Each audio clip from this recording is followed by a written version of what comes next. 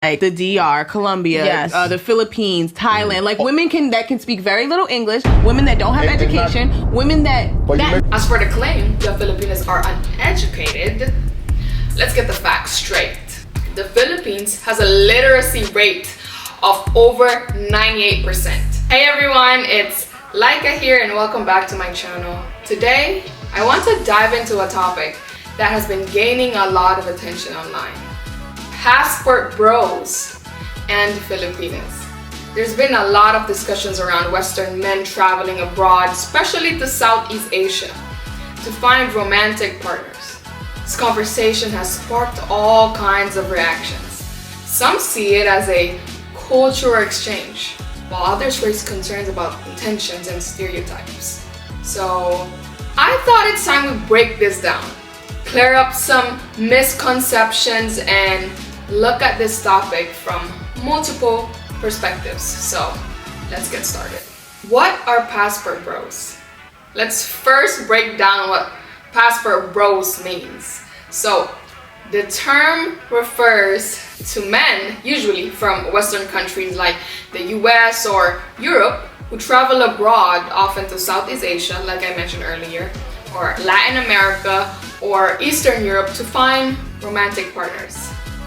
The idea behind this is that these men feel disillusioned with dating in their own countries, believing that women in places like the Philippines are more traditional, family-oriented, and, in their eyes, hold more of a conservative value than women back home from where they're from. Now, not all passport bros are the same, and the reasons for seeking relationships abroad vary.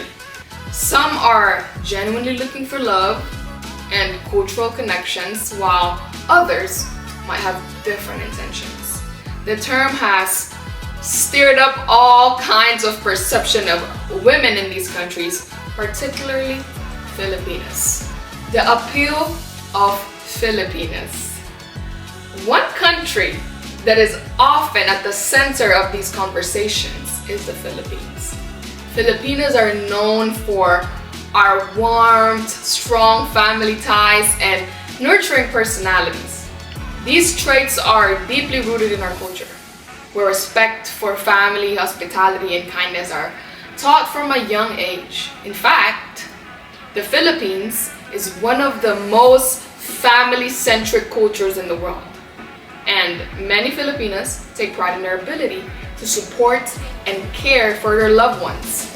Because of this, some men, especially those coming from countries where they feel like these values are not as prevalent, find Filipinas attractive as life partners.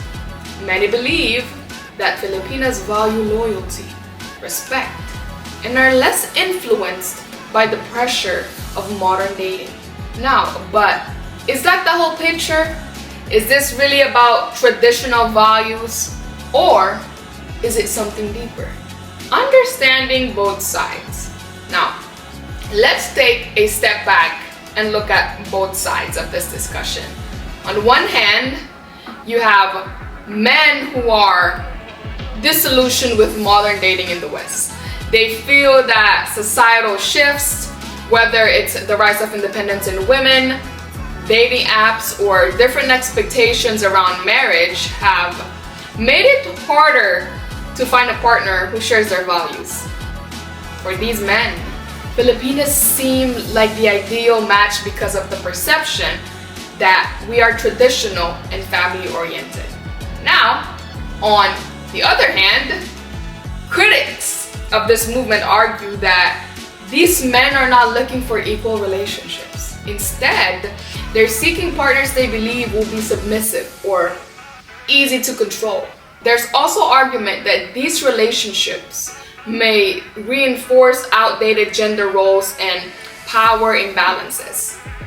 And this raises the question, are these relationships truly built on mutual respect and love? Or are they rooted in outdated dynamics that don't belong in modern relationships? Well, that's a tough question. And I think that it's important to acknowledge that each relationship is different. There's no one-size-fits-all answer. What I do know though is that if a relationship or any relationship is not built on mutual respect and partnership, it will not last, no matter where the people involved come from. Addressing stereotypes, the Filipina image. Now, let's talk about one of the most troubling stereotypes I've seen lately. This notion that Filipinas are uneducated, can't speak English, or are somehow inferior when it comes to intellectual ability. Well, let me just stop right there and say that this is not only offensive, but completely false. First of all, the Philippines is one of the largest English-speaking nations in the world. English is one of our official languages, and it's taught in school from a very young age. Many Filipinas are bilingual or even multilingual. You visit the Philippines, you'll notice that English is used everywhere, from government documents to business dealings. Filipinas don't just speak English, we excel in it. As for the claim that Filipinas are uneducated, let's get the facts straight. The Philippines has a literacy rate of over 98%, and many Filipinas pursue higher education. We have doctors, we have lawyers, engineers, businesswomen, and educators. And if you look at the international companies, you'll find Filipinas in leadership roles, excelling in various industries. We are ambitious, we are capable, and most importantly, we are hardworking. So to anyone saying that Filipinas are uneducated or can't speak English, I encourage you to do some research. Don't let outdated stereotypes cloud your judgment about an entire culture. Breaking stereotypes, strong and independent Filipinas. Well, while we're on the subject of stereotypes, there's this idea that Filipinas are submissive or docile, which feeds into the idea that passport bros are looking for partners they can control. But let me tell you, this could not be further from the truth. Yes, many Filipinas are raised in traditional households and we do value family and relationships, but that doesn't mean we're pushovers. Filipinas are some of the strongest women you'll ever meet. Many of us juggle multiple roles, being mothers, daughters, career women, and even community leaders. We are resilient and resourceful. Just look at the OFWs, or overseas Filipino workers, who leave their families behind to work abroad and provide for their loved ones. That takes immense strength and courage. We can be caring and we can be nurturing, but we also know how to stand up for ourselves and what we believe in. We don't want relationships where one person is controlling the other. We want partnerships built on equality, respect, and shared values. So to anyone thinking that Filipinas are submissive, well, we can be, but in a negative way, I encourage you to look beyond the surface. We are far more complex and empowered than these stereotypes suggest. Cultural exchange and mutual growth.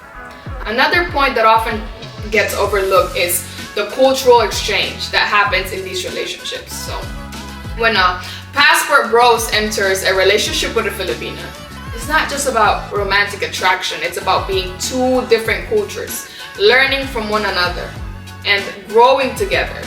And there are challenges, of course, differences in language, food, traditions, and even family dynamics. These can create misunderstandings, but these relationships can also be incredibly enriching for both parties. It's important to approach these relationships with respect for each other's culture. And Filipinas, like any woman, want to be valued for who we are, not just for the stereotypes associated with our culture.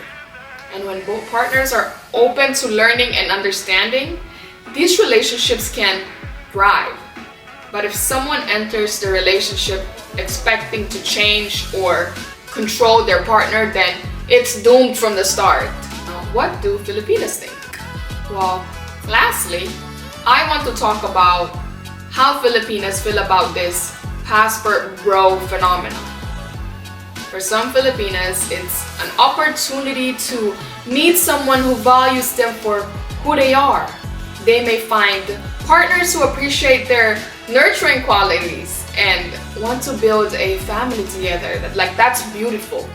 But for others, there's concern about being fetishized or seen as a solution to someone's problems with dating in the West. No one wants to feel like they're being picked based on a stereotype. Filipinas are diverse. We come from different backgrounds, have different ambitions, and want different things from life. Some of us want traditional families, while others want to focus on careers and personal growth. It is important to listen to what each Filipino wants and not make assumptions based on outdated or simplistic ideas of what a Filipina is supposed to be. So, what's my take on all this? Well, relationships, whether they're between people from different countries or the same country, should be built on respect, love, and understanding.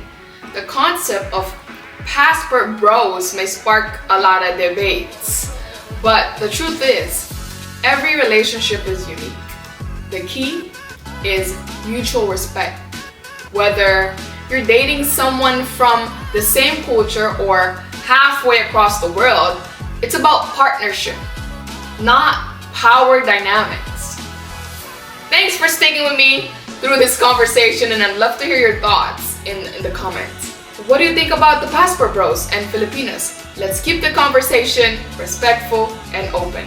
But don't forget to like, share, and subscribe for more discussions like this. I'll see you in the next video.